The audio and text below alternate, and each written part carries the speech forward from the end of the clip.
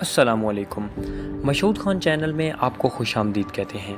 جیسا کہ آپ جانتے ہیں کہ اس چینل کا مقصد آپ کو ہر آنے والے دن کی اہمیت کے بارے میں بتانا ہے کہ آج کا دن تاریخ میں کس اہمیت کا حامل ہے۔ تو آج ہم بات کریں گے 50 سال پہلے 1973 ہاٹ لائن چالو کر دی گئی۔ واشنگٹن، صدر نکسن اور سوویت پارٹی کے سربراہ لیونڈ برزینف کی جانب سے آج شام 25 اکتوبر کو ایک دوسرے کے ایک چوتھائی گھنٹے کے اندر عوامی نمائش کی اچانک منسوخی نے یہاں یہ کہہ سرائیاں شروع کر دیں کہ وہ اپنی ہاٹ لائن پر رابطے میں تھے۔ صدر نکسن نے ٹیلی ویژن پریس کانفرنس کرنی تھی اور مسٹر برزینف ماسکو میں امن فورس کی عالمی کانگریس سے خطاب کرنے والے تھے۔ مسٹر نکسن کے نشر ہونے سے ایک گھنٹہ قبل وائٹ ہاؤس کے ترجمان نے صحافیوں کو یقین دلایا کہ کانفرنس شیڈول کے مطابق منعقد ہوگی۔ امریکی وزیر خارجہ ہینری کسنجر کے سوویت قیادت کے ساتھ معاہدے کے محض 4 دن بعد بظاہر سنگین نئی پیش رفت نے ماسکو کو مکمل طور پر حیران کر دیا۔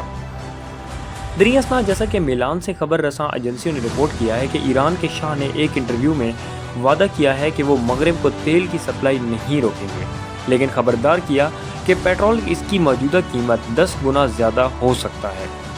اطالوی صحافی اوریانا فالا کے ایک ساتھ انٹرویو میں شاہ نے کہا کہ میرے پاس پیٹرولیم ہے اور میں اسے نہیں پی سکتا۔